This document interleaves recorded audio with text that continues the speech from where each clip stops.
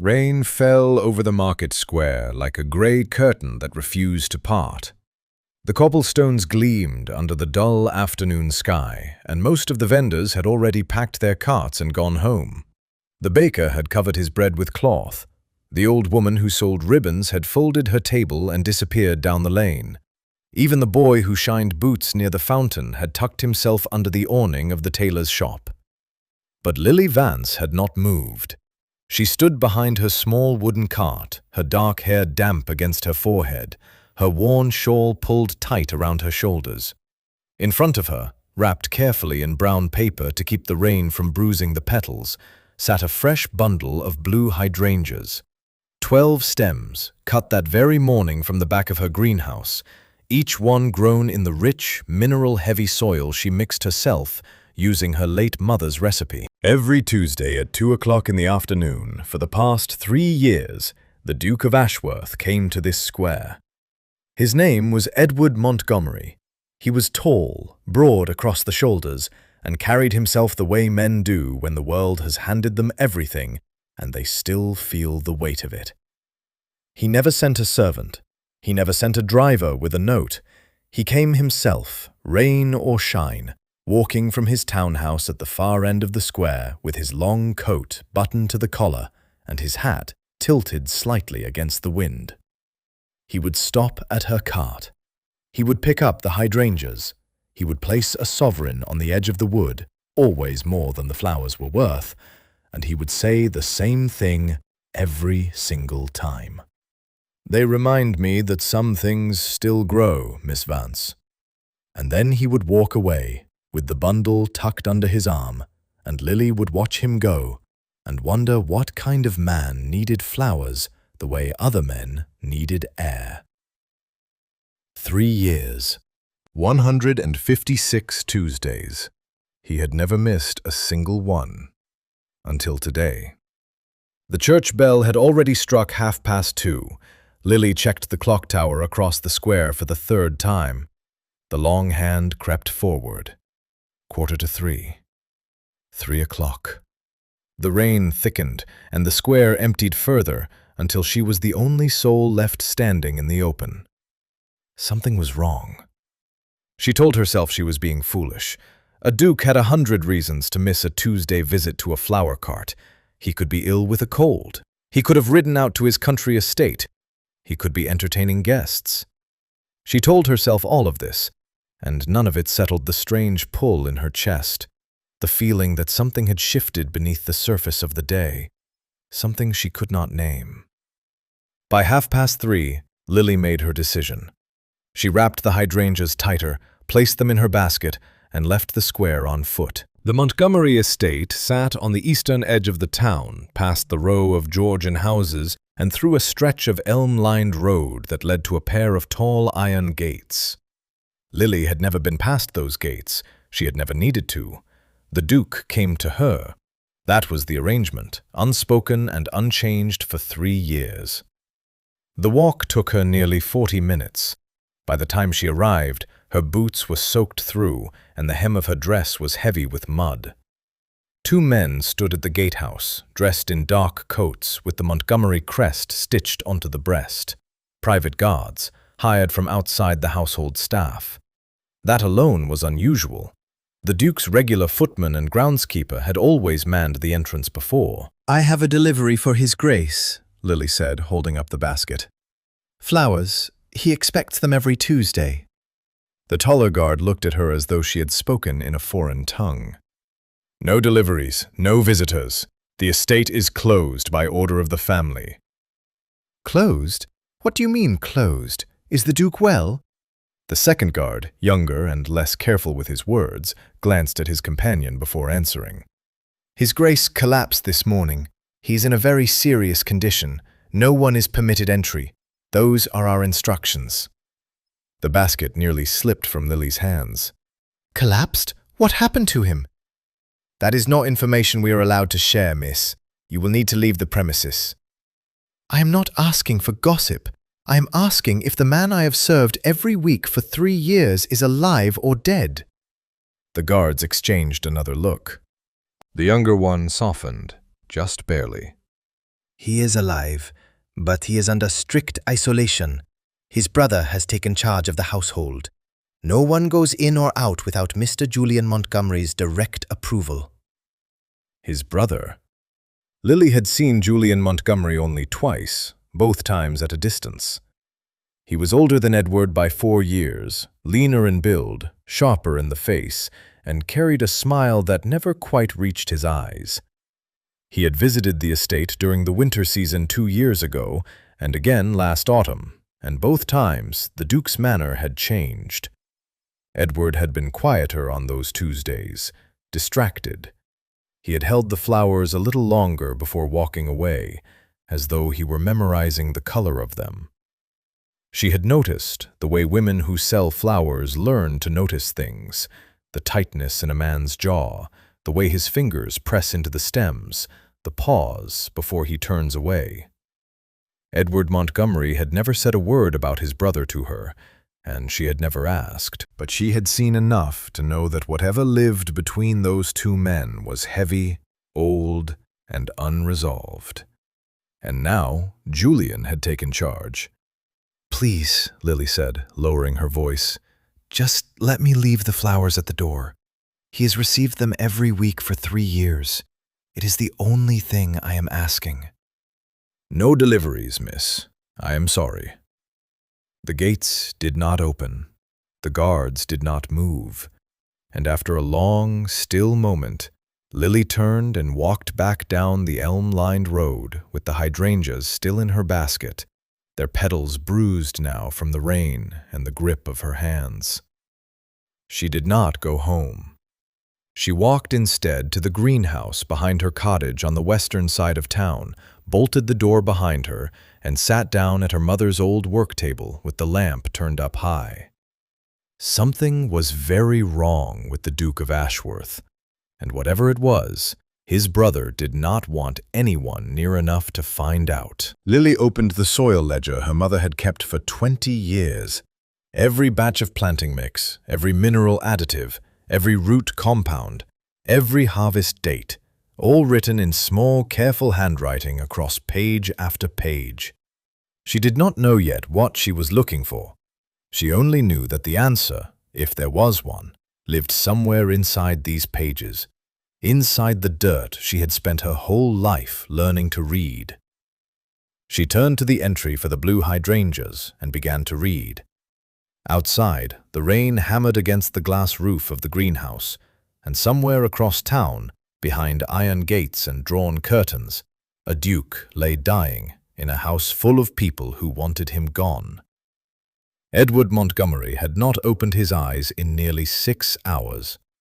He lay in the center of his 4-poster bed, the heavy velvet curtains drawn on 3 sides, leaving only the window-facing panel open to let in what little gray light the evening still offered. His breathing was shallow, his skin pale as unbleached linen, and his fingers twitched now and again against the silk bedsheet, as though reaching for something his body could no longer find. He was not asleep. He was not unconscious. He was somewhere in between, trapped in that strange, suffocating place where the mind continues to work while the body refuses every instruction it receives. He could hear the rain outside. He could hear footsteps on the landing. He could hear voices beyond the door, low and careful, the kind of voices people use when they believe the person in the next room is already halfway into a coffin. He wanted to call out. He wanted to sit up, throw back the sheets, and walk to the door. He wanted to ask why his arms felt as though they had been filled with wet sand, why his tongue sat thick and useless in his mouth, why his chest burned with every shallow breath he drew. He could do none of it. The door opened. A pair of boots crossed the floor, slow and measured, and stopped beside the bed. Edward did not need to open his eyes to know who it was. He recognized the rhythm of the walk, the faint scent of tobacco and bergamot, the particular way the floorboard near the wardrobe groaned under that specific weight. Julian. "How is he?" Julian's voice came from just above, calm and steady, the voice of a man reading aloud from a ledger. "Unchanged, sir." That was Dr. Hargrove, the family physician who had attended the Montgomery household for over 15 years. "His pulse is weak but regular. I would like to draw blood samples and send them to the hospital for proper examination. There may be something in his system that we are missing." A pause. Then Julian spoke again, slower this time. "That will not be necessary, doctor. Mr. Montgomery, with respect, your brother's condition is deteriorating in a manner I have not seen before. This is beyond a simple collapse. His symptoms do not match exhaustion, nor influenza, nor any cardiac weakness I have encountered in my years of practice. I strongly advise—" "I said it will not be necessary." The silence that followed was sharp enough to cut glass. "I have already made arrangements," Julian continued. "A private medical team will arrive within the hour. They come highly recommended by associates of mine in the north. They will take over my brother's care from this point forward." "Sir, I have attended this family since your father was alive. I delivered Edward into this world. You cannot simply—" "I can, doctor, and I have." Julian's tone did not rise. It did not need to. "Your services are no longer required. My brother's condition demands specialized attention, and I have secured it. You will be compensated for your time, of course. Billings will see you out." Edward heard Dr. Hargrove's breath catch, a sound of disbelief swallowed before it could become an argument. Then the old physician's footsteps retreated across the floor, hesitated at the threshold, and passed through the door without another word. The door closed. Julian remained. Edward felt his brother's gaze on him the way one feels the heat of a fire through a wall, indirect, steady, patient. Julian pulled a chair to the bedside and sat down. For a long moment, neither of them made a sound. Then Julian leaned forward and spoke quietly, almost gently, as though speaking to a child who had fallen asleep during a bedtime story. "You always were the sentimental one, Edward. Father's favorite, mother's pride, the golden boy who inherited the title, the estate, the company, everything that mattered. And what did I receive? A quarterly allowance and a house in the country that leaks when it rains." He paused. Edward could hear him turning something in his hands, a ring, perhaps, or a coin, the small metallic sound repeating in a rhythm that matched the ticking of the mantel clock. "I have waited a very long time for this, longer than you would believe. And I must say, it has been remarkably tedious watching you carry on, week after week, strong as an ox, when by every reasonable calculation, you should have been flat on your back months ago. I could never quite work out what was keeping you upright, some stubborn thread of health that refused to snap." Julian stood. The chair scraped softly against the rug. "It does not matter now.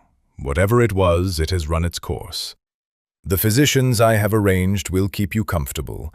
They will keep you quiet. And by the end of this week, I will have full power of attorney over the Montgomery estate, the trading company, and every asset attached to this family's name. The lawyers are already drawing up the papers. All they need is a medical declaration that you are unfit to manage your own affairs, and that, dear brother, should not take long at all." Julian walked to the door. He paused with his hand on the brass handle. "Rest well, Edward. You have earned it." The door clicked shut. The lock turned from the outside. Edward lay still. His fingers trembled against the sheet. Behind his closed eyelids, his mind was screaming, a clear, furious, desperate scream that his throat could not produce and his lips could not shape. He understood now. The herbal tea. The special blend Julian had brought with him when he arrived at the estate 3 months ago. A gift from a merchant friend, he had said. A calming infusion for the nerves. Edward had drunk it every evening without question, grateful for the small gesture of brotherly care. He had been a fool. The tea was the source. He was certain of it now, as certain as a man can be when his body has turned into a prison and his own blood feels like it is thickening inside his veins. Julian had been poisoning him, slowly, methodically, with something that left no obvious trace, something that crept through the body like fog through a valley, silent and patient and impossible to outrun. Edward forced his right hand to move. It took everything he had, every scrap of will, every fragment of strength his muscles still held. His fingers dragged across the sheet, inch by inch, until they reached the edge of the mattress and curled around the wooden frame. He could not speak. He could not stand. He could not call for help. But he could still think. And as long as he could think, he was not finished. Somewhere in this house there were people who still answered to him. Somewhere behind these walls, Carter, his head of security, the one man Julian had never managed to charm or buy, was still on the grounds. And somewhere in the back of Edward's fading mind, a plan was beginning to take shape. Fragile as a candle flame in a draft, but alive. He had to reach his study. He had to leave a message, and he had to do it before Julian's doctors arrived, and whatever small window of movement he still possessed closed for good. The clock on the mantel struck 7. Outside, the rain had stopped, and inside the locked chamber of the Montgomery estate, the Duke of Ashworth began the slowest, most desperate fight of his life, 1 inch at a time. Lily had not slept. The oil lamp on her mother's work table had burned through the night, its flame casting long, unsteady shadows across the walls of the greenhouse. Empty teacups sat beside stacks of loose pages, and the soil ledger lay open near the center of the table, its spine cracked and its margins filled with her mother's careful annotations. Lily's own notes, scrawled on scraps of brown paper, were spread around it like fallen leaves. She had started with the hydrangeas. That much was simple. The Duke of Ashworth had purchased blue hydrangeas from her every Tuesday for 3 years. Always the same variety, always the same color. He had never once asked for roses, lilies, violets, or anything else she grew. Only the blue hydrangeas, and always from the batch she raised in the back section of her greenhouse, the section where the soil was different. That soil was her mother's invention. Margaret Vance had been a botanist before she was a flower seller. Trained privately by an apothecary in the Lake District, who had spent 40 years studying the relationship between plants and the minerals they absorbed from the earth. Margaret had learned that certain compounds, when introduced into soil in precise measurements, could alter the color, fragrance, and even the medicinal properties of a flower. She had kept detailed records of every blend she created, every root she treated, every harvest she monitored, and she had passed those records to Lily before she died. Lily had continued her mother's work without fully understanding all of it. She mixed the soil the way the ledger instructed. She added the mineral compounds in the ratios her mother had specified. She grew the hydrangeas, sold them at the market, and never thought much about the chemistry beneath the petals. Until now. The entry for the blue hydrangea soil blend was on page 47 of the ledger. Her mother had written it in her usual precise hand, listing each ingredient with its source and its purpose. Most of it was ordinary: calciumite for root strength, iron sulfate for color, composted bark for drainage. But one ingredient stood out, circled twice in ink that was darker than the rest, as though her mother had returned to this page and marked it again at a later date. Radix anthelmia, ground root compound, sourced from coastal marshland. Natural neutralizer of tropane alkaloids, must be present in continuous trace amounts to maintain efficacy. Handle with gloves. Do not ingest directly. Lily read the line 3 times. Then she pulled a second book from the shelf above the work table, a tattered copy of Barlow's Compendium of Botanical Poisons, the same edition her mother's apothecary mentor had used for his research.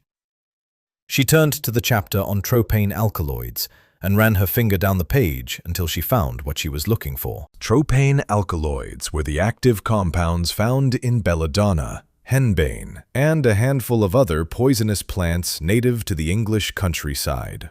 In large doses, they caused rapid death.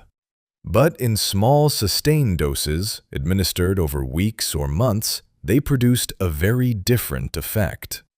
Gradual muscle weakness, confusion, loss of speech, slowed heartbeat. A slow, invisible decline that mimicked natural illness and left no obvious evidence on the body. The entry in Barlow's described it as one of the oldest methods of quiet poisoning in recorded history.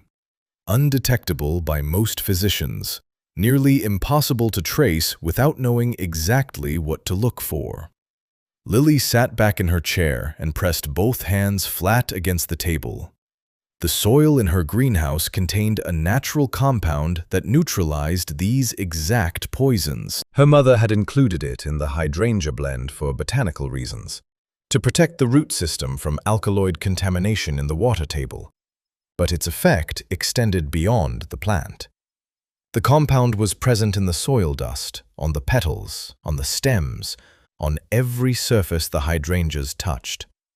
Anyone who handled those flowers regularly, who carried them, who placed them on a desk, who leaned close enough to breathe in their scent, would absorb trace amounts of the neutralizer through their skin and lungs. Every Tuesday for 3 years, Edward Montgomery had carried those flowers home with his bare hands. He had held them against his coat. He had, she imagined, placed them in a vase in his study or his bedchamber, where he breathed in their air for hours on end. The hydrangeas had been protecting him, and neither of them had known it. She felt her stomach tighten as the full picture assembled itself in her mind. If someone had been poisoning the Duke with a tropane-based compound, slowly, steadily, over a long period, the weekly exposure to her flowers would have counteracted the poison just enough to keep him functional. His body would have been in a constant, invisible war between the toxin entering his system and the neutralizer holding it at bay. He would have felt tired, perhaps, worn down, a step slower than he ought to have been, but alive, upright, present. And then, this Tuesday, he had not come for his flowers. Without the weekly dose of neutralizer, the accumulated toxin would have surged forward unopposed. The collapse the guards had described was not sudden illness. It was the dam finally breaking. Lily closed the ledger and stared at the greenhouse wall. Rain had begun again, tapping against the glass in an uneven rhythm. Her hands were trembling, and she gripped the edge of the table to steady them. Someone was poisoning the Duke of Ashworth. And the only thing that had kept him alive was a handful of blue flowers grown in soil mixed by a dead woman's recipe. She pulled a clean sheet of paper toward her and began to write.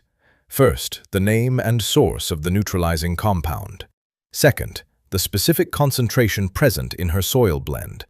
Third, a list of what she would need to create a stronger, faster-acting version, an extract potent enough to counteract months of accumulated poison in a matter of hours rather than weeks. The recipe was in the ledger. Her mother had noted it as a theoretical formula, never tested, intended for emergency treatment of acute alkaloid poisoning. It required fresh, untreated root of the anthelmia plant, harvested directly from its native marshland habitat and processed within 48 hours of cutting. The nearest source was a specialist nursery on the coast, 2 days' ride by carriage. Lily folded the paper, tucked it into the pocket of her apron, and stood. She had no title, no wealth, no authority, and no connection to the Duke beyond a weekly exchange of flowers and coins. She had every reason to walk away and let the matter resolve itself behind the closed gates of the Montgomery estate. But Edward Montgomery had come to her cot 156 times. He had never missed. He had never sent someone else. He had stood in the rain for her flowers, and he had spoken to her as though she were a person worth speaking to. And that was more than most men of his station had ever offered her. She owed him a debt that had nothing to do with money. Lily blew out the lamp, locked the greenhouse door, and went to prepare for the longest week of her life. The room smelled of camphor and something sweeter beneath it, something Edward could not place, a faint herbal scent that clung to the back of his throat and made his thoughts move as though they were wading through deep water. The new physicians Julian had brought in were keeping a brazier burning near the foot of his bed, feeding it with dried leaves and resinous powder from a leather pouch they carried between them. They called it a restorative vapor. Edward knew better. Every breath he drew from that brazier pulled him further down. He had counted the hours by the chiming of the mantel clock. It was the only anchor he had left. The curtains remained drawn. No sunlight entered the room. The servants who had attended him for years, Mrs. Calloway, the housekeeper, young Thomas, the footman who always knocked twice before entering, had not appeared since Julian dismissed Dr. Hargrove. In their place came two silent men in dark waistcoats who checked his pulse, adjusted his pillows, and exchanged words with each other in murmurs too low for Edward to catch. They were not healers. They were keepers. On the morning of the third day, Edward woke with something he had not felt since the collapse. Clarity. It arrived without warning, thin and fragile as the first ice on a winter pond, and he understood immediately that it would not last. Whatever rhythm the poison followed in his blood, it had ebbed just enough to give him a narrow window. His fingers responded when he curled them. His neck turned when he willed it. His vision, though blurred at the edges, held steady when he fixed it on a single point across the room. The door to his study was 12 feet from the bed. He had designed this suite himself when he inherited the estate from his father, the bedchamber and the private study connected by an interior door, so that he could move between rest and work without passing through the main corridor. It was a small convenience, the kind of architectural detail that mattered only to a man who valued his solitude. Now it mattered for an entirely different reason. Julian's men were positioned outside the main door, the one that opened onto the landing. They checked on him every quarter hour. Edward had timed their visits by the clock, 15 minutes between each entry, rarely more, rarely less. That gave him 15 minutes to cross 12 feet of floor, reach the study, leave a message, and return to the bed before the door opened again. 15 minutes. 12 feet. A body that could barely hold itself upright. He waited for the next check. The door opened. One of the men, the shorter one with the close-cropped beard, entered, glanced at Edward's motionless form, noted something in a small journal, and left. The lock clicked behind him. Edward began to move. He pushed himself onto his right elbow first. The effort sent a wave of heat through his chest, and for a moment the room tilted sideways, the wallpaper blurring into a wash of green and gold. He held the position, breathing through his teeth, waiting for the dizziness to pass. Then he swung his legs over the side of the bed. His bare feet touched the cold floorboards, and the shock of it ran up through his calves like a small jolt of life, enough to keep him moving. Standing was the hardest part. His knees buckled twice before they agreed to hold his weight, and even then he had to grip the bedpost with both hands and lean against it like a man bracing himself on the mast of a ship in rough water. The room swayed. The clock ticked. He counted 10 seconds, then released the post and took his first step.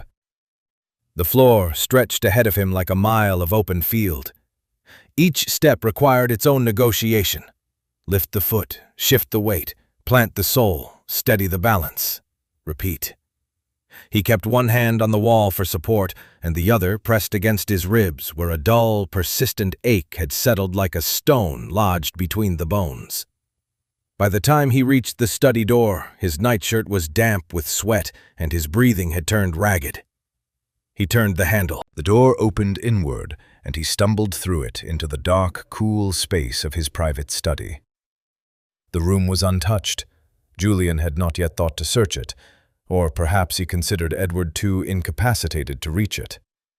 The desk sat beneath the window, covered in the papers Edward had been reviewing before the collapse: shipping manifests, quarterly reports, correspondence from the company's agents abroad. A half-finished letter lay on the blotter, the ink dry, the pen resting in its tray. Edward did not go to the desk. He went instead to the bookshelf on the far wall, the tall mahogany case his father had commissioned from a carpenter in Edinburgh 30 years ago. The third shelf from the top held a row of leather-bound volumes, collected essays, most of them unread, kept for the look of them rather than the content. Behind the fourth volume from the left, there was a gap between the back panel and the wall, a loose section of wood that Edward had discovered as a boy when he used to hide sweets and toy soldiers from his governess. He had never told anyone about it.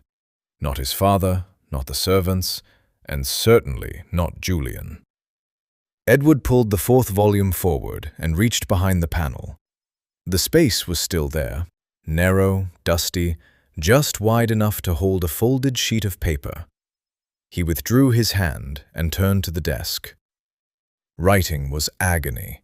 His fingers refused to grip the pen properly, and the first two attempts produced nothing legible. On the third try, he steadied his wrist against the edge of the blotter and forced the nib across a clean sheet of paper in slow, deliberate strokes.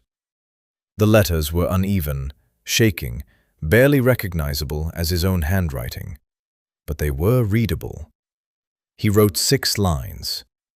He did not waste words on explanations or accusations. He wrote only what Carter would need to understand: the tea, Julian's blend, 3 months. Tropane compound. Consult an apothecary. The flower girl at the market square knows the soil. Trust her. He folded the paper twice, carried it back to the bookshelf, and slid it behind the loose panel. Then he replaced the volume and stood for a moment with his hand resting on the spine, his forehead pressed against the cool wood of the shelf. If Carter searched this room, and Carter would search this room because Carter was the kind of man who checked every door and every drawer when something did not sit right, he would find the note. He would read it, and he would know what to do. Edward made the return journey to his bed in slow, careful stages, pausing twice to let the dizziness settle. He reached the mattress with 4 minutes to spare on the clock, pulled the sheets over his legs, and arranged himself in the same position the physician's men had last seen him in. Flat on his back, hands at his sides, eyes closed. When the door opened for the next check, he did not move. The man with the beard entered, looked at him, wrote in his journal, and left. The clock struck noon. The brazier crackled. The sweet, heavy vapor curled through the room like a living thing, pressing down on Edward's chest, pulling his brief clarity back beneath the surface. But the note was hidden. The message was written. And somewhere in this house, Carter was still walking these halls, still watching, still loyal to the man who had trusted him above all others. Edward let the fog take him and held on to that single, stubborn thought as the darkness closed in again. Carter would find it. Carter would come. He had to. Lily arrived at the Montgomery estate gates on the morning of the 4th day, carrying a wicker basket lined with cloth. Inside it, wrapped in muslin and packed between bundles of fresh lavender to disguise the smell, sat a small glass bottle containing a concentrated extract of hydrangea root, the strongest preparation she could produce with the materials available in her greenhouse. It was a fraction of what was needed.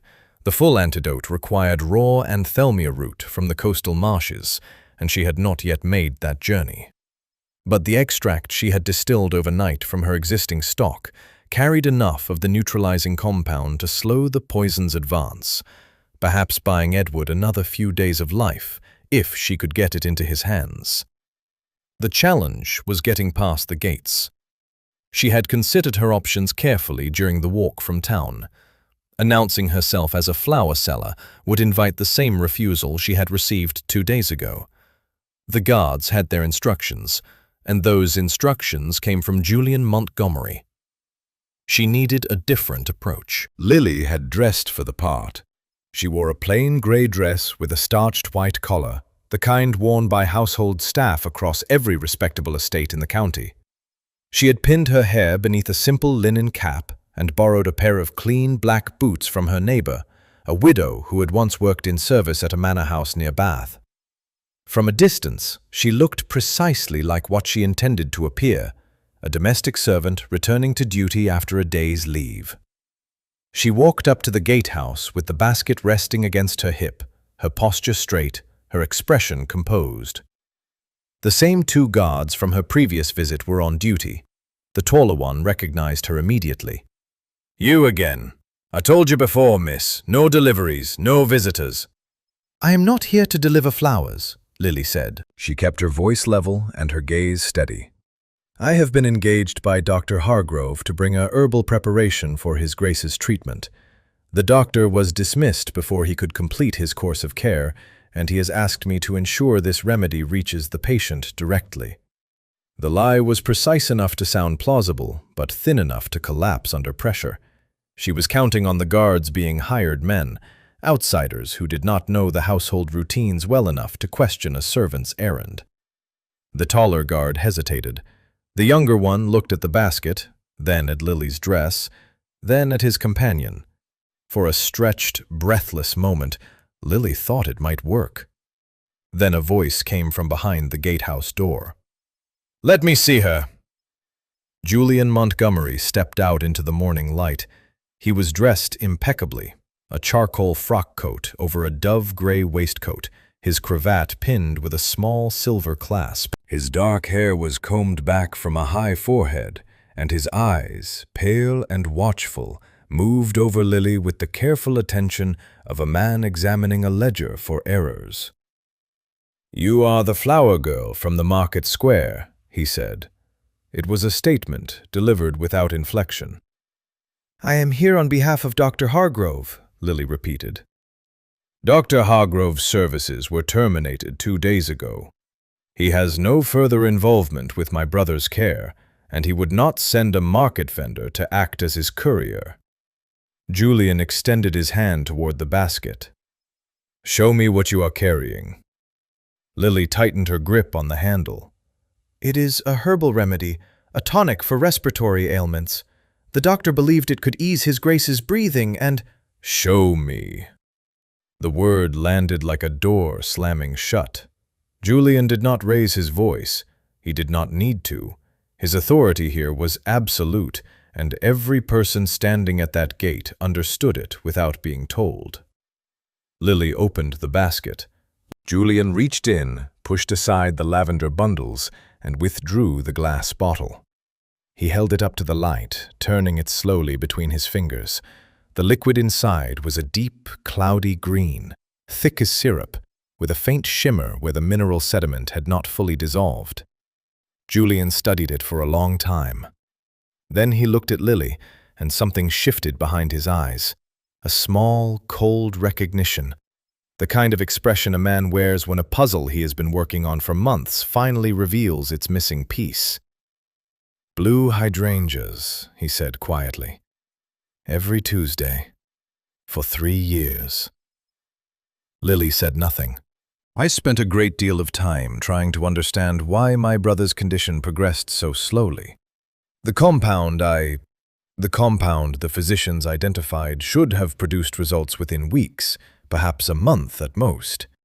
And yet he persisted, week after week, month after month, as though something were holding the illness at bay."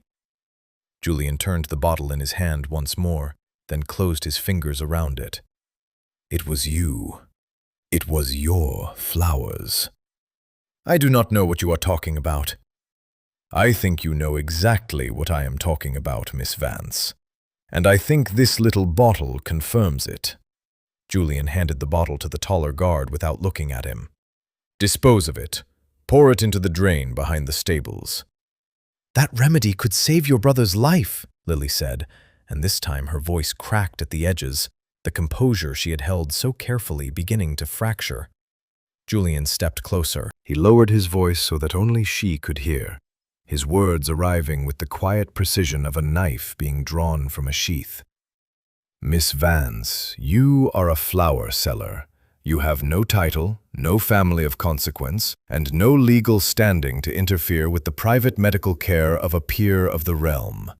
If you return to this property, for any reason, under any pretense, I will have you arrested for trespassing and ensure that every magistrate in this county knows your name.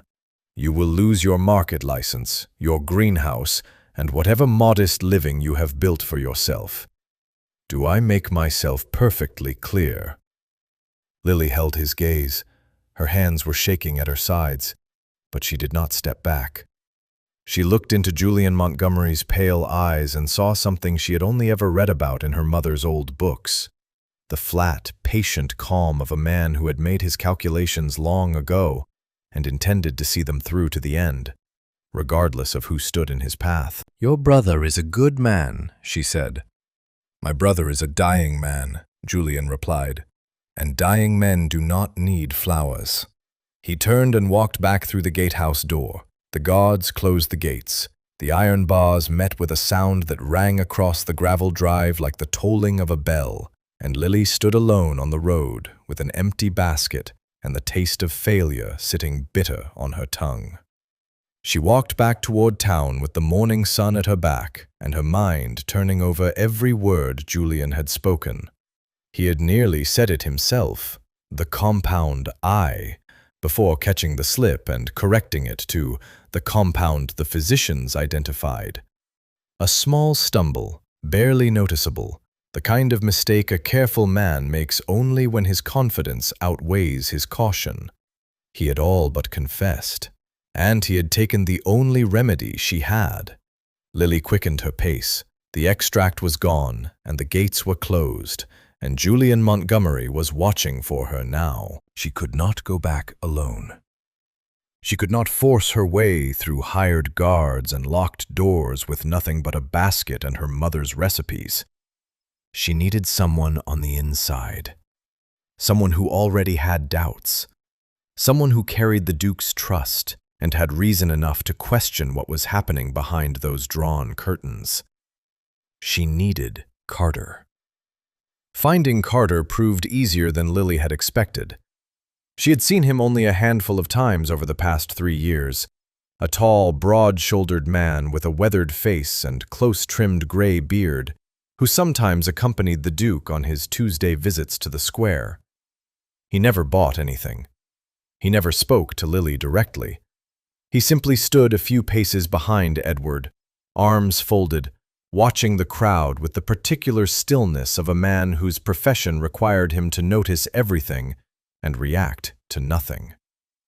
Carter was not a servant in the usual sense. He was a former military man, a sergeant, Lily had gathered from fragments of overheard conversation, who had served under Edward's father during a campaign abroad before being brought into the household as head of estate security. He answered to the Duke and to no one else, which meant that Julian's authority over him was borrowed at best and resented at worst. Lily found him at the King's Head, a coaching inn on the high street where tradesmen and estate workers gathered in the evenings for ale and conversation. It was 4:30 in the afternoon, and the taproom was nearly empty. Carter sat alone at a corner table near the window, a tankard in front of him, his coat slung over the back of his chair. He looked like a man who had been dismissed from his post, but had not yet decided where to go. Lily crossed the room and sat down across from him without waiting for an invitation.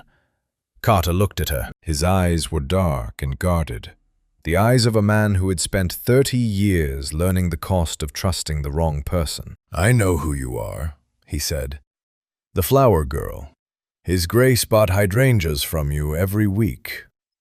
"My name is Lily Vance, and I need to speak with you about what is happening at the Montgomery estate." Carter lifted his tankard, drank slowly, and set it down again. "What is happening at the Montgomery estate is none of my concern. I was relieved of my duties yesterday morning. Mr. Julian Montgomery informed me that my services were no longer required and that my access to the grounds had been revoked." I have been employed by that family for 19 years, and I was shown the door like a tradesman who delivered spoiled meat. He removed you because you were a threat to him. A threat? Carter's mouth tightened. I am a man without a post, Miss Vance. I am many things at this moment, and a threat is not among them. Lily reached into the cloth bag she carried over her shoulder and withdrew a sheaf of folded papers, her notes from the greenhouse, the relevant pages she had copied from her mother's soil ledger, and a diagram she had drawn showing the chemical relationship between the hydrangea root compound and the class of poisons it neutralized. She spread them on the table between the tankard and the salt dish and spoke clearly. Someone has been poisoning the Duke. A tropane alkaloid, administered in small doses over several months, most likely through his evening tea. The symptoms match precisely. Gradual muscle deterioration, confusion, loss of speech, slowed pulse. It mimics natural decline, which is why no physician has been able to identify it. Carter stared at the papers. He did not touch them. My hydrangeas are grown in a soil blend that contains a natural compound called radixanthelmia. It neutralizes tropane alkaloids on contact. For 3 years, the Duke handled those flowers every week, carried them, breathed in their dust, kept them in his rooms. The compound entered his body through his skin and lungs in trace amounts, just enough to counteract the poison and keep him standing. When he missed his visit on Tuesday, the neutralizer stopped. The toxin overwhelmed his system, and he collapsed. Carter sat very still. His gaze moved from the papers to Lily's face and stayed there. You are telling me that a bunch of flowers kept the Duke alive? I am telling you that a specific mineral in the soil those flowers were grown in acted as an antidote to whatever has been entering his body. The flowers were the delivery method. The soil was the medicine, and whoever is poisoning him has been waiting years for the antidote to fail. Silence settled over the table. From the kitchen, the sound of a pot being scrubbed against a basin filled the gap. Carter reached for the papers and turned them toward himself, reading slowly, his thick forefinger tracing the lines of Lily's handwriting. I need to ask you something, Lily said, and I need you to answer honestly. In the weeks before the Duke collapsed, did you observe anything unusual in the household? Any changes to his meals, his routine, his personal effects? Carter was quiet for a long moment. Then he spoke, and his voice carried the weight of a confession he had been holding for longer than he should have. 3 months ago, Mr. Julian arrived at the estate with a gift for His Grace. A tin of herbal tea, blended by a merchant associate, he said. The Duke accepted it without suspicion. He had always preferred herbal infusions in the evening, and he trusted his brother's gesture as a sign of goodwill. I thought nothing of it at the time. But I noticed that His Grace began to tire more easily. He retired earlier in the evenings. He lost weight. His color changed. I raised the matter with Dr. Hargrove twice, and both times the doctor said it appeared to be nothing more than seasonal fatigue. Carter paused. His jaw tightened. When the Duke collapsed, I requested a sample of the tea for examination. Julian refused. He dismissed Dr. Hargrove that same evening and replaced him with private physicians I have never seen before. When I pressed the matter, he revoked my access to the estate entirely. Carter looked up from the papers. I have been sitting in this inn for 2 days, Miss Vance, trying to determine whether I was imagining things or whether the man I served for 19 years is being finished under his own roof. You were not imagining things, Lily said. Carter folded the papers carefully and slid them back across the table. He leaned forward, his forearms resting on the wood, his voice dropping low enough that even the barman across the room could not have heard it. What do you need? I need to get into the estate. I need to reach the Duke and administer a proper antidote before Julian signs the conservatorship papers. Once those documents are filed, Julian will have legal authority over every decision regarding Edward's care, and no physician or magistrate will be able to intervene without a prolonged legal challenge that Edward may not survive. When is Julian planning to sign? I do not know the exact date, but the guards at the gate said it would be by the end of the week, and we are already on day 5. Carter leaned back in his chair and stared at the ceiling. The late afternoon light fell across his face, catching the deep lines around his mouth and the weariness behind his eyes. He looked like a man who had been handed a burden he had hoped someone else would carry, and understood now that no one else was coming. The estate has a glass conservatory on the eastern side, he said slowly. It was built 20 years ago for the late Duchess, who kept an orchid collection. There is a door that opens onto the garden, secured by a lock I still hold the key to. Julian does not know about it. The conservatory has been closed since the Duchess passed, and the key was issued to me directly by the old Duke. It was never recorded in the household inventory. Lily felt her chest tighten. Can you get us both through? I can get us through the door. After that, we will need to move through the service corridor on the ground floor, past the scullery and up the rear staircase to the first-floor landing. The Duke's bedchamber is the third door on the left. Julian's men patrol the main corridors on a quarter-hour rotation, so we will have narrow windows to move between checks. Then we go at night, Lily said. Carter met her eyes. We go at night. But you need to understand something, Miss Vance. If we are caught inside that house, Julian will have us both arrested and charged. He has the magistrate's ear, and he will use it. I understand. Do you? Because I am risking everything I have left on the word of a flower seller and a handful of notes written by her dead mother. Lily held his gaze without flinching. And I am risking everything I have on the belief that 19 years of loyalty means you are the right man to trust. Carter studied her for a long, measured breath. Then he reached across the table and shook her hand. A single, firm grip, the kind soldiers exchange before a march. I will meet you at the east wall of the estate at midnight on the 7th day. Bring your remedy. Bring nothing else. Lily nodded, gathered her papers, and left the inn without looking back. She had 2 days to reach the coast and return with the Anthelmia route. 2 days to prepare the antidote, and 1 chance to get it right. Lily left before dawn on the 6th day. She hired a horse and cart from the stable yard behind the coaching inn, paying the ostler with the last of the coins she had saved from a fortnight's worth of flower sales.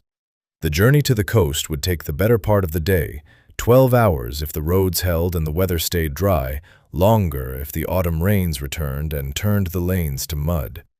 Her destination was a narrow strip of tidal marshland on the Dorset coast, 3 miles south of a fishing village called Thornmouth.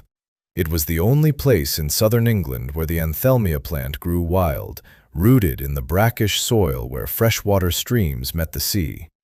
Her mother had visited the same marsh twice, returning each time with bundles of dark, fibrous roots wrapped in damp cloth and packed in wooden crates. Lily remembered the smell, sharp, mineral, faintly metallic, like wet iron left out in the rain. She had her mother's directions written on a folded card tucked inside the soil ledger. Take the Dorchester Road south through Wareham, turn west at the stone bridge past the mill, follow the coastal path until you reach the inlet where the gulls nest in the chalk cliffs. The Anthelmia grows where the water turns brown. The roads were kind for the first several hours. The cart moved steadily through the rolling countryside, past fields of harvested wheat and orchards heavy with the last apples of the season. Lily kept the horse at a steady trot and did not stop except to water the animal at a trough outside a village church near Blandford Forum. She arrived at Thornmouth by late afternoon. The village was little more than a handful of stone cottages clustered around a harbour where fishing boats rocked against their moorings. A woman hanging linens outside a cottage directed Lily to the coastal path, warning her that the marshland was tidal and that the routes she sought would only be accessible during the 2 hours before low water. Lily left the cart and horse at the village stable and walked the remaining distance on foot, carrying an empty sack, a short-handled spade, and a pair of thick leather gloves her mother had used for the same purpose years ago.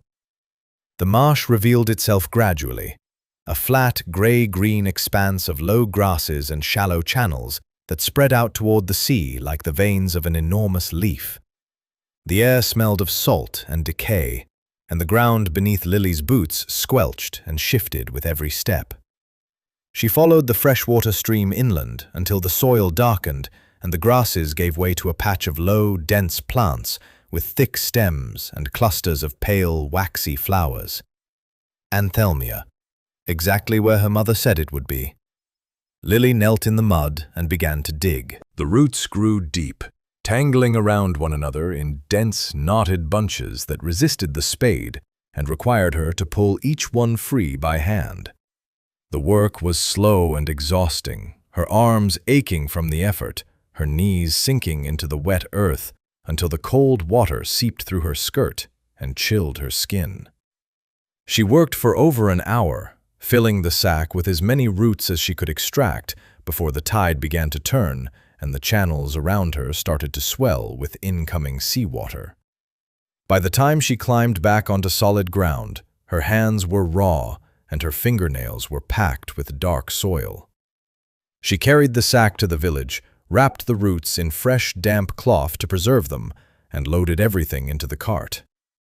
The ostler at the stable offered her a bowl of broth and a place to rest for the night, but Lily declined. She could not afford the hours.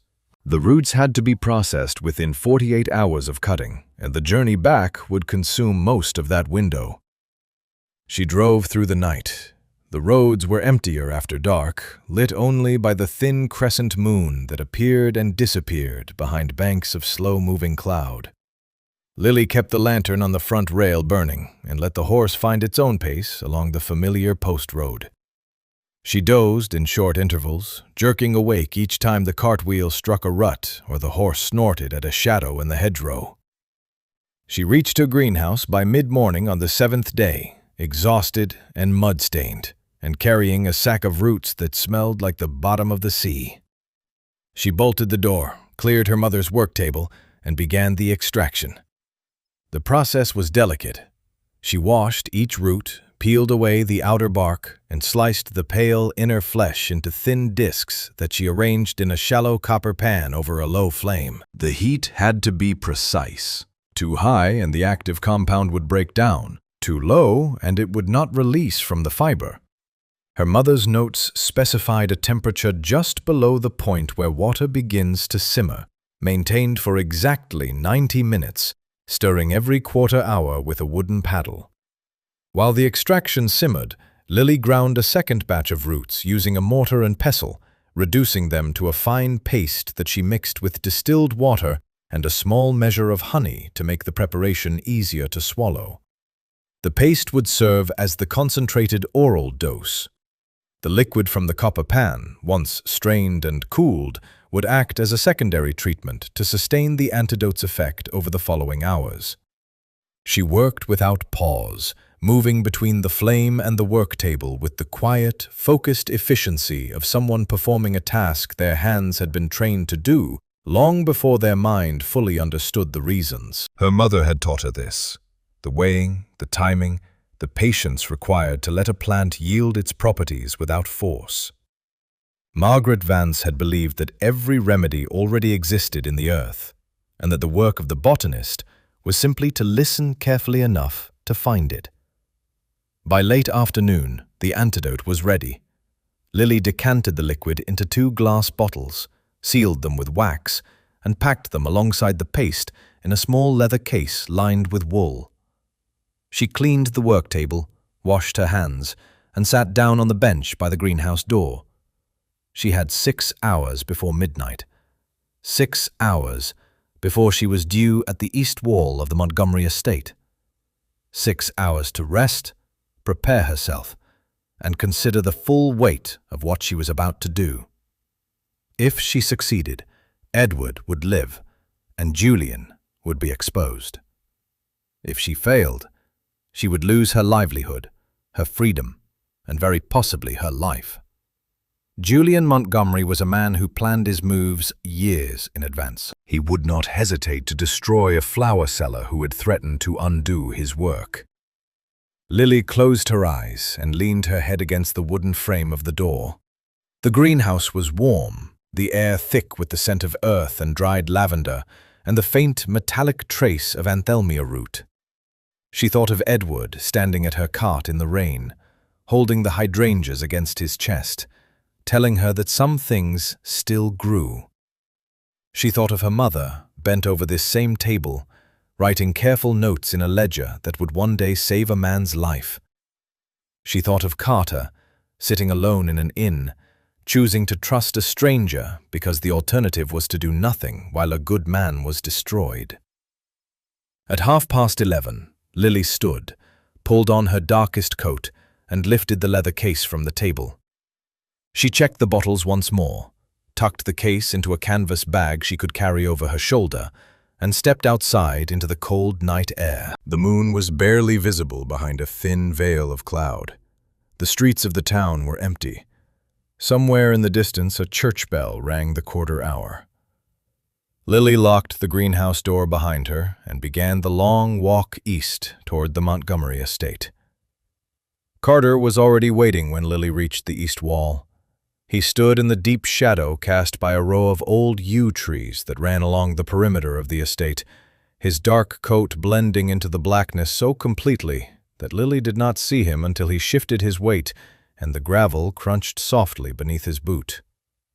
He carried no lantern. His hands were empty except for a single brass key, tarnished with age, which he held between his thumb and forefinger, like a man holding a coin he had been saving for precisely the right moment. "You have it?" he asked. His voice was barely above a breath. Lily touched the canvas bag on her shoulder. 2 bottles of the liquid extract and a concentrated paste for direct administration, enough for a full course if we can reach him. Carter nodded once and turned toward the wall. Stay close. Do not speak unless I speak first. Step where I step. The grounds are patrolled by 2 men on a rotating circuit. One covers the front drive and the western gardens. The other walks the eastern boundary and the rear courtyard. They pass this section every 20 minutes. We have just under 15 before the next round. He led her along the base of the wall to a narrow iron gate, half hidden behind a curtain of overgrown ivy. The gate was rusted and had clearly not been opened in years. The hinges were stiff and the frame had settled into the earth, leaving only a thin gap at the bottom where dead leaves had accumulated in a damp, compressed layer. Carter inserted the brass key into the lock and turned it with both hands. The mechanism resisted, then gave way with a low, grinding click that sounded enormous in the silence of the night. The gate opened inward, scraping against the flagstone path on the other side. Carter pushed it just wide enough for them to pass through single file, then pulled it closed behind them without locking it. "If we need to leave quickly," he said, "we come back this way. Remember the path." They were inside the estate grounds now, standing on a narrow flagstone walkway that curved between overgrown flower beds toward the eastern wing of the house. The conservatory rose ahead of them, a tall structure of iron and glass, its panes clouded with years of grime and neglect, its frame wrapped in the dry skeletons of climbing roses that had died long ago and never been cleared. In the moonlight, it looked like a greenhouse that had been abandoned by everyone except the ghosts of the plants that once lived inside it. Carter approached the conservatory door and used the same key. This lock was smoother. The indoor mechanism had been spared the worst of the weather, and the door swung open with only a faint creak. They stepped inside. The air was different here, cold and damp, carrying the stale scent of old soil and rotting wood. The floor was laid with decorative tile, cracked in several places, and the iron shelving that had once held the late Duchess's orchid collection stood empty along both walls, rusted and leaning at odd angles. Moonlight filtered through the glass ceiling in pale, fractured beams, casting a lattice of shadows across the floor. "Through here," Carter whispered, crossing the conservatory to a door at the far end that connected to the main house. He opened it slowly, checked the corridor beyond, and motioned for Lily to follow. The service corridor was narrow and unlit, running parallel to the main hallway on the ground floor. It had been built for the servants, a passage that allowed staff to move between the kitchen, the scullery, the pantry, and the rear staircase without being seen by the family or their guests. The walls were plain whitewashed stone, the floor bare wood, and the ceiling low enough that Carter had to duck at the junction points where support beams crossed overhead. They moved in silence, their footsteps muffled by the thin layer of dust that had settled on the boards. Lily counted the doors as they passed. Pantry, linen store, boot room, silver closet, each one closed and dark. The house was asleep, or at least the portions of it that Julian had not staffed with his own men. At the base of the rear staircase, Carter stopped and raised his hand. From somewhere above them, on the first-floor landing, came the sound of footsteps, slow, measured, deliberate. One of Julian's guards, making his quarter-hour round. The footsteps moved from left to right across the landing, paused, and then continued away down the main corridor toward the front of the house. Carter counted silently, his lips moving without sound. When he reached 30, he placed his foot on the first stair and began to climb. The staircase was old, and every fourth step groaned under their weight. Carter knew which ones to avoid. He placed his feet at the edges where the boards were supported by the frame, and Lily followed his lead, gripping the wooden banister with her free hand, while the other held the canvas bag steady against her hip. The leather case inside it pressed against her ribs with each step, and she was acutely aware of the glass bottles shifting within, fragile as the entire venture that depended on them. They reached the first-floor landing. The main corridor stretched ahead, carpeted in deep red, lit by a single oil lamp burning on a side table near the central staircase. 3 doors lined the left wall. The Duke's bedchamber was the third. Carter checked the corridor once more. The guard's footsteps had faded toward the west wing. He held up 3 fingers, then pointed to his eyes, and then to the far end of the hall. "Watch that direction," his gesture said. Lily pressed herself against the wall and kept her gaze fixed on the distant corner where the corridor turned. Carter reached the 3rd door. He tried the handle. Locked, as he expected. He knelt and produced a 2nd key, smaller, darker, one he had carried on his person since the day the old Duke had entrusted him with a master set for every room in the house. Julian had revoked his access to the grounds, but these keys had never been part of any official inventory. They belonged to Carter the way a soldier's rifle belongs to him after 20 years of service, by right of use, and by the trust of the man who issued them. The lock turned without a sound. Carter eased the door open, and the thick, sweetened air of the bedchamber spilled out into the corridor like breath from a sick room. Lily stepped inside. The room was dark, except for the low glow of the brazier near the foot of the bed, its coals burning beneath a layer of dried leaves that produced the heavy, cloying vapor she could taste immediately on her tongue. The 4-poster bed stood against the far wall, its curtains drawn on 3 sides, and lying within it, barely visible beneath the heavy coverlet, was Edward Montgomery. He was thinner than she remembered. His face had narrowed, the skin pulled tight across his cheekbones, and his color was the pale gray of a man whose blood had stopped carrying life to the surface. His breathing was shallow and uneven, each inhale followed by a pause long enough to make Lily hold her own breath in response. She crossed the room and knelt beside the bed. From the canvas bag, she withdrew the leather case and opened it carefully, removing the first glass bottle and the small wooden spoon she had packed alongside it. "Your Grace," she whispered, her lips close to his ear. "It is Lily Vance, from the Market Square. I have brought you something, and I need you to swallow it." Edward's eyelids flickered. A faint crease appeared between his brows, as though her voice had reached him somewhere deep beneath the fog and stirred something that remembered her. Carter stood at the door, watching the corridor. The clock somewhere in the house struck 1. The guard would return in 12 minutes. Lily uncorked the bottle, measured a spoonful of the liquid, and brought it to Edward's lips. "Trust me," she said, "the way you trusted the flowers." The liquid touched Edward's lips, and his mouth twitched. For a terrible moment, Lily thought he would not swallow, that his throat had lost the ability to respond, that the poison had progressed too far and the muscles that governed even the simplest reflex had surrendered. She tilted the spoon gently, letting the extract pool against his lower lip, and waited. Then his throat moved. A small, involuntary contraction, barely visible beneath the loose collar of his nightshirt, and the liquid slipped past his tongue and down. Lily measured a second spoonful and administered it the same way, then a third.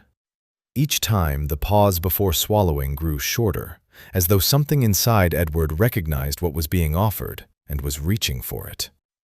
She applied the concentrated paste next, spreading a thin layer across the inside of his wrist, where the veins ran close to the surface. Her mother's notes had specified this method for cases where oral absorption alone might prove too slow. The compound would enter the blood directly through the skin, working alongside the swallowed dose to build a double front against the toxin. Carter appeared at her shoulder. 7 minutes, he said. I need more time. The second bottle should be given in 30-minute intervals, 3 more doses before morning. We do not have until morning, Miss Vance. Julian's guard will return to this corridor in 7 minutes, and there is no place in this room to hide 2 people. Lily corked the first bottle and placed it on the bedside table beside a porcelain water jug. She positioned the second bottle next to it, along with the wooden spoon and a folded cloth containing the remaining paste. If Edward regained enough consciousness to reach them, he could administer the subsequent doses himself. It was a thin hope, the kind that depended on everything falling in precisely the right order. But it was the only option the clock allowed. She leaned close to Edward's ear once more. There are 2 bottles beside your bed. Take a spoonful from the open one every half hour. The paste goes on your wrist. Do you understand me, Your Grace? Edward's hand moved beneath the coverlet. His fingers found hers and pressed, weakly, briefly, with the strength of a man gripping the last rung of a ladder. Then his hand fell still. It was enough. He had heard her. Carter pulled her toward the door, and they slipped back into the corridor just as the distant sound of boot heels began to echo from the west wing.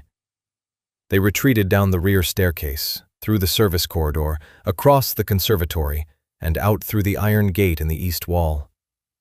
The night air hit Lily's face like cold water after the thick, poisoned atmosphere of the bedchamber, and she breathed it in until her lungs ached. They parted at the yew trees. Carter would return to his lodgings in town and contact an independent physician he trusted, a Dr. Pembury from the county hospital, a man with no connection to the Montgomery family and no reason to comply with Julian's instructions. He would also send word to the Duke's personal solicitor, Mr. Ashford, requesting his presence at the estate by morning on a matter of urgent legal consequence. Be at the front gates by 7 o'clock, Carter told her. Whatever happens inside that room between now and dawn, we finish this in daylight and with witnesses. Lily walked home through the dark streets with her empty canvas bag over her shoulder and her heart beating so hard she could feel it in her fingertips. She did not sleep. She sat at her mother's work table with the soil ledger open in front of her and copied out every relevant entry. The composition of the hydrangea soil blend, the properties of the anthelmia root, the neutralizing effect on tropane alkaloids, the theoretical dosage calculations her mother had recorded in the margins. She assembled it into a clean, ordered document that any trained physician or chemist could read and verify. Then she folded it into an envelope and wrote Dr. Pembury's name on the front. Dawn came slowly, gray and cold, the sky lightening by degrees over the rooftops of the town. Lily changed into a clean dress, pinned her hair, and placed the envelope inside her coat. She left the greenhouse at 6:30 and walked east. Carter was already at the gates when she arrived. Beside him stood a thin, sharp-featured man in a long black coat carrying a physician's bag. Dr. Pembury, who regarded Lily with the cautious interest of someone who had been told an extraordinary story in the middle of the night and had chosen to believe it only because the man doing the telling was not prone to exaggeration. "Mr. Carter has explained the situation," Dr. Pembury said. "I must be frank with you, Miss Vance. If your theory regarding the toxin is incorrect, we will all face serious consequences for entering this house without the acting guardian's permission." "It is not incorrect," Lily said, "and the document in this envelope will demonstrate why." At 7 o'clock precisely, the gates opened from inside. A servant, one of the household's original staff, not Julian's men, appeared on the drive and informed them that Mr. Julian Montgomery had summoned the Duke's legal team to the bedchamber for the signing of conservatorship papers. 3 solicitors from the Montgomery family's firm had arrived at 6:30 and were being escorted upstairs. Carter stepped forward. "I am the Duke's head of security, and I am exercising my authority to accompany the legal proceedings as a witness." The servant hesitated, glanced over his shoulder, and then stepped aside. Whether it was Carter's bearing, his tone, or the simple fact that the man had known and respected him for nearly 2 decades, the result was the same. The 3 of them passed through the gates and walked up the gravel drive toward the front entrance. The house was quiet inside. A pair of Julian's guards stood at the foot of the main staircase, and they moved to block the way when they saw Carter approaching. Carter did not slow down. He walked directly toward them with the steady, unhurried stride of a man who had marched through worse obstacles than 2 hired watchmen in borrowed waistcoats. "Stand aside," he said. "I am here on behalf of His Grace, the Duke of Ashworth, and I am accompanied by an independent physician and a material witness. You may inform Mr. Julian Montgomery that we will be joining the proceedings upstairs." The guards looked at each other. One of them opened his mouth to object. Before he could speak, the sound of raised voices came from the first-floor landing. Julian's voice, sharp and commanding, and beneath it, another voice, rougher, weaker, but unmistakable. Edward's voice. Lily pushed past the guards and took the stairs 2 at a time. Carter and Dr. Pembury followed close behind. The door to the bedchamber was open, and the scene inside stopped Lily in the doorway, as though she had struck a wall of glass. Julian stood at the foot of the bed, a sheaf of legal documents in one hand and a pen in the other. 3 solicitors in dark suits flanked him, their expressions caught somewhere between professional composure and visible discomfort. And sitting upright in the bed, propped against the headboard with the coverlet thrown aside, was Edward Montgomery. His face was still pale, his hands trembled where they gripped the edge of the mattress. The empty glass bottle stood on the bedside table, drained to the last drop. He had taken every dose.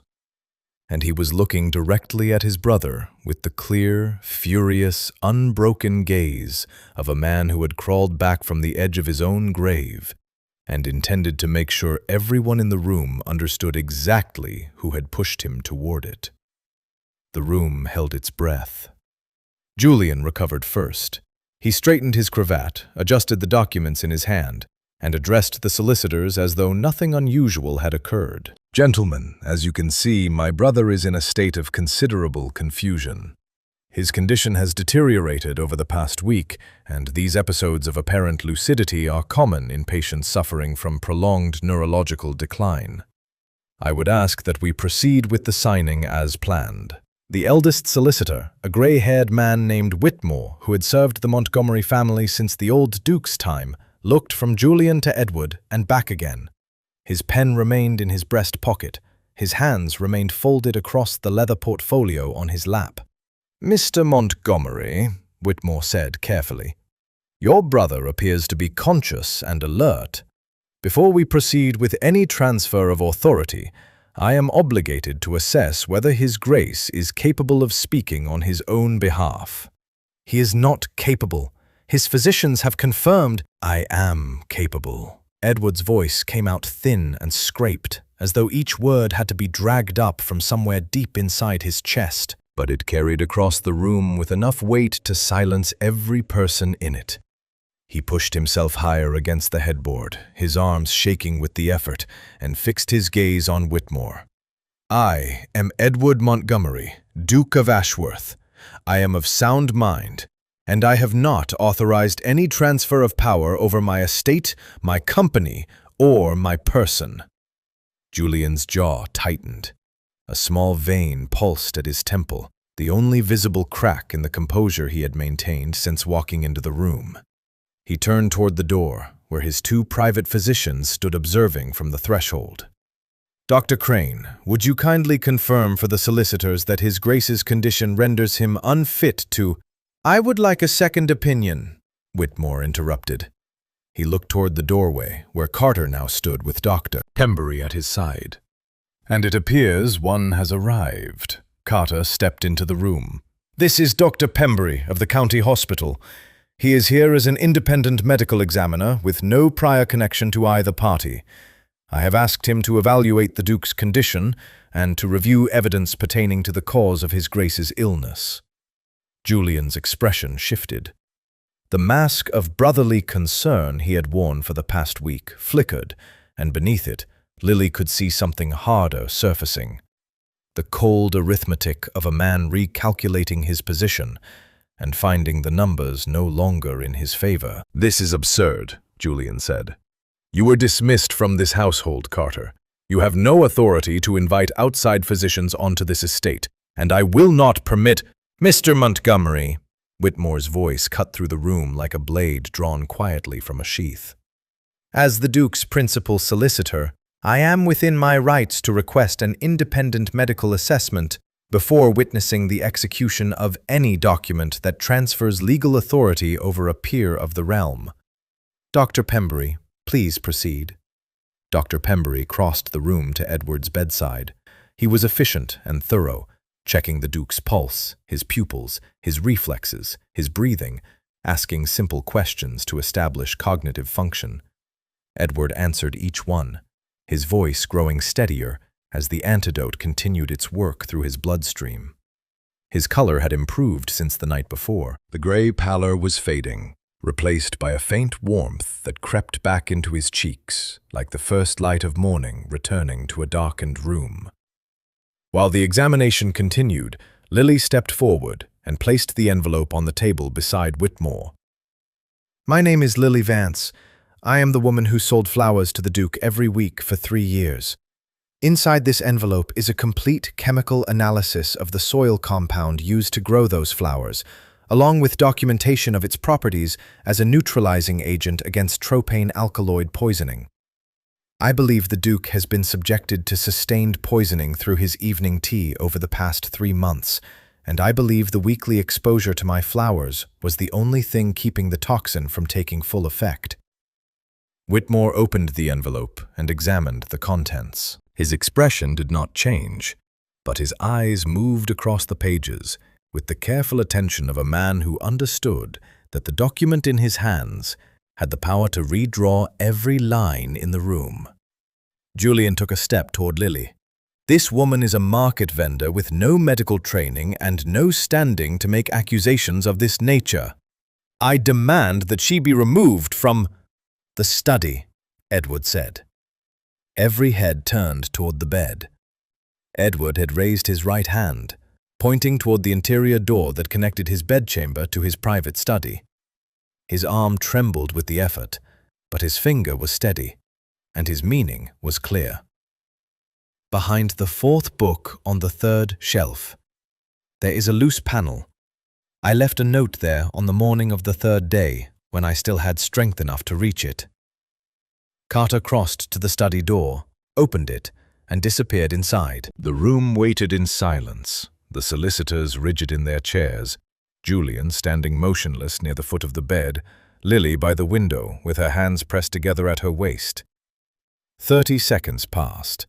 Then Carter returned, holding a folded piece of paper, creased and smudged, written in a hand so unsteady the letters looked as though they had been formed during an earthquake. He read it aloud. The tea, Julian's blend, 3 months, tropane compound, consult an apothecary. The flower girl at the market square knows the soil. Trust her. The silence that followed was absolute. Whitmore set down the envelope and looked at Julian with an expression that carried no accusation, no anger, no judgment. Only the quiet, final recognition of a man who had just watched a case close itself. Dr. Pembury, Whitmore said, would you be willing to examine the herbal tea stored in the household? Mr. Carter, can you identify its location? Julian keeps a private tin in his quarters, Carter said. 2nd floor, east-facing room. I observed him preparing it himself on multiple occasions during the past 3 months. That tea was a gift, Julian said. His voice had changed. The authority was gone, replaced by something flatter, quicker, the rhythm of a man whose rehearsed explanations were collapsing faster than he could rebuild them. It was sourced from a reputable merchant. I drank it myself on several occasions. This is a fabrication, constructed by a dismissed servant and a flower seller who has developed an unhealthy fixation on my brother. Then you will have no objection to the tea being examined, Whitmore said. Julian did not answer. Dr. Pembury left the room with Carter. They returned 12 minutes later, carrying a brass tin with a hinged lid, its surface engraved with a pattern of interlocking vines. Dr. Pembury opened it at the table, withdrew a pinch of the dried blend, and held it beneath his nose. He examined the color and texture of the leaves, rolling several between his fingers and inspecting the residue they left on his skin. I will require a full laboratory analysis to confirm, he said. But the preliminary characteristics of this blend are consistent with the presence of a tropane-based compound. The leaf structure suggests adulteration with a processed alkaloid, likely introduced during the blending stage. This is not a commercial product. It was prepared deliberately. Edward spoke from the bed, his voice rough but carrying the weight of a man reclaiming what had been taken from him. Whitmore, I want Julian removed from this estate under the authority of the constable. I want the conservatorship documents destroyed. And I want a full audit of every decision made in my name during the past week. Whitmore nodded and turned to his junior colleagues. Send for the constable immediately. Julian looked around the room, at the solicitors gathering their papers, at Carter standing by the door with his arms folded, at Dr. Pembury sealing the tin of tea as evidence, at Edward sitting upright in his bed with the color returning to his face and the fire returning to his eyes. Then Julian looked at Lily, and in that single glance she saw it. The understanding that everything he had built across years of patient scheming had been undone by a woman who grew flowers in her dead mother's soil, and a brass key that should have been surrendered 2 decades ago.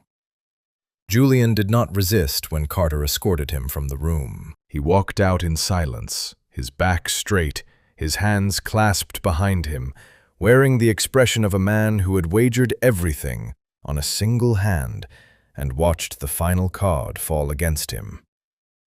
The bedchamber door closed behind him, and for the first time in 8 days, the Montgomery estate was quiet, with the right kind of silence. 10 days had passed since the morning Julian was escorted from the estate. The town had talked of little else. News traveled the way it always did in places where everyone knew everyone. Through the bakery, the coaching inn, the church steps after Sunday service, the market square where vendors leaned across their carts and exchanged the latest details in low, fascinated voices. The Duke of Ashworth had been poisoned by his own brother. A flower seller had uncovered the plot. The brother was now in the custody of the county magistrate, awaiting formal charges. The Duke was recovering. The facts were extraordinary enough on their own, but the versions that circulated through the town had grown taller with each retelling. Some said Lily had stormed the estate with a band of armed men. Others claimed she had brewed a magical potion from roots pulled out of the sea during a thunderstorm. One particularly enthusiastic account, originating from the butcher's apprentice, insisted that the Duke had risen from his deathbed and thrown Julian through a window. Lily heard all of it and corrected none of it. She had returned to her greenhouse on the morning after the confrontation and closed the door behind her, and she had stayed there for the better part of a week, tending her plants, cleaning her tools, and allowing the silence to settle around her like a blanket after a long fever. She was tired in a way that sleep alone could not repair. The week had hollowed her out. The fear, the urgency, the sleepless nights, the weight of knowing that a man's life depended on decisions she was making with nothing to guide her except a dead woman's handwriting and her own stubborn refusal to walk away. Now that it was over, her body demanded its due.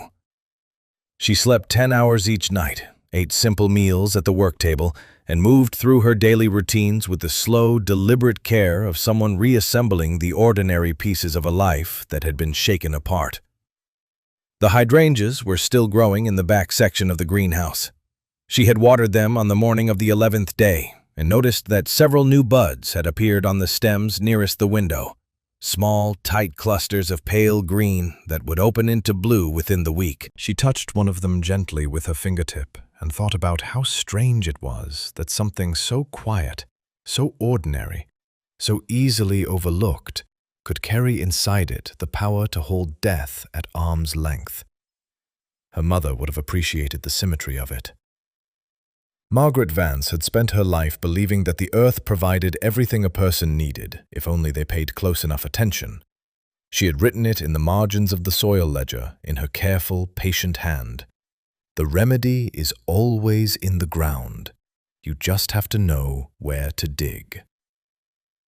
On the morning of the 10th day, a Tuesday, Lily loaded her cart with the usual selection: roses, lavender, sprigs of rosemary, and a fresh bundle of blue hydrangeas wrapped in brown paper. She wheeled the cart to her usual spot in the market square and arranged the flowers the way she always did. The hydrangeas at the front, where the light caught the color of them, the roses along the sides, the herbs in small bunches at the back. The square was busy. The rain that had plagued the town for the past fortnight had finally broken, and the sky was high and clear, a pale autumn blue that made the stone buildings look warmer and the cobbles look almost clean. Vendors set up their stalls with renewed energy, calling out to passers-by, adjusting their awnings, stacking their wares in bright, inviting rows. The baker had fresh loaves on display. The ribbon woman had new stock from London. Even the bootshine boy was back at his spot near the fountain, whistling a tune Lily did not recognize. She served her regular customers through the morning: Mrs. Penworth, who always bought lavender for her linen closet; the vicar's wife, who preferred white roses for the altar; old Mr. Fielding, who purchased a single red rose every Saturday for the grave of his late wife, and could never be persuaded to buy anything else. The rhythm of it was familiar and steadying. The small transactions and brief conversations that stitched her days together and gave them shape. By 1:30, the morning rush had thinned. Lily tidied the cart, swept the fallen petals from the cobblestones around her feet, and refilled the water bucket she kept beneath the table for the cut stems. She adjusted the hydrangeas, turning the bundle so that the fullest blooms faced outward, and checked the church clock across the square. 1:45. She told herself she was not watching for him. She told herself that a man who had nearly died would not be walking across a market square 10 days later to buy flowers from a wooden cart. She told herself that whatever connection had existed between them, the weekly visits, the single sovereign, the quiet words exchanged beneath the noise of the crowd, had been built on routine. And routines, once broken, did not always mend. She told herself all of this, and then she looked up and saw him. Edward Montgomery walked across the square from the direction of his townhouse, his long coat buttoned against the autumn chill, his hat set at the angle she had come to recognize over 3 years of watching him approach. He was thinner than before, and he moved with the careful, measured pace of a man still negotiating the terms of his recovery. But he was upright. His color had returned, and when he reached the cart and stopped in front of the hydrangeas, the expression on his face was one she had never seen there before. open, unguarded, carrying a warmth that reached his eyes in a way his usual reserved courtesy never had. "Miss Vance," he said. "Your Grace?" He looked at the hydrangeas. He reached out and touched one of the petals, running his thumb across its surface with the gentleness of a man handling something he now understood far better than he once had. "I owe you a debt that I do not have adequate words for," he said. "You saved my life with flowers and soil and a courage that most people in my own household could not match. I have spent the past week considering how to repay that, and I confess that every idea I arrived at felt insufficient." Lily shook her head. "You do not owe me anything. You came to my cart every Tuesday for 3 years and treated me as someone worth speaking to. In my experience, that is rarer than any title or fortune." Edward smiled. It was a quiet smile, the kind that arrives slowly and settles in as though it intends to stay.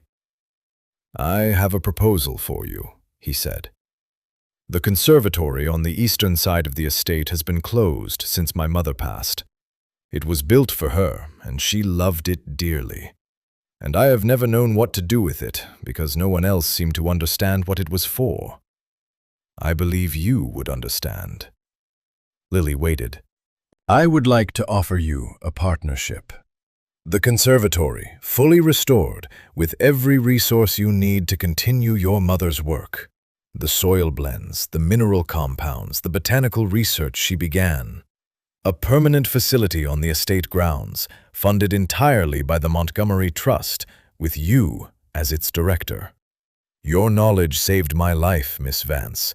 I would like to ensure it is preserved, expanded, and put to use for others who may one day need it as desperately as I did." The square moved around them, vendors calling, children running, a carriage rattling over the cobblestones toward the high street.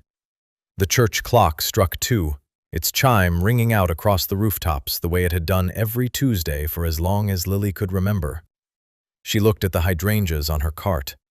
She thought of her mother's work table, the soil ledger, the careful annotations in the margins, the years of quiet, solitary work that had led, through a chain of events no one could have predicted, to this moment in this square with this man standing in front of her. "I would be honored, Your Grace." Edward placed a sovereign on the edge of the cart, picked up the bundle of blue hydrangeas and tucked them under his arm the way he had done 156 times before. "Tuesday, then," he said. "Same time." "Same time," Lily replied. He turned and walked back across the square, the hydrangeas bright against his dark coat, and Lily watched him go the way she always did, except that this time, for the first time in 3 years, she was not wondering whether he would come back. She knew he would.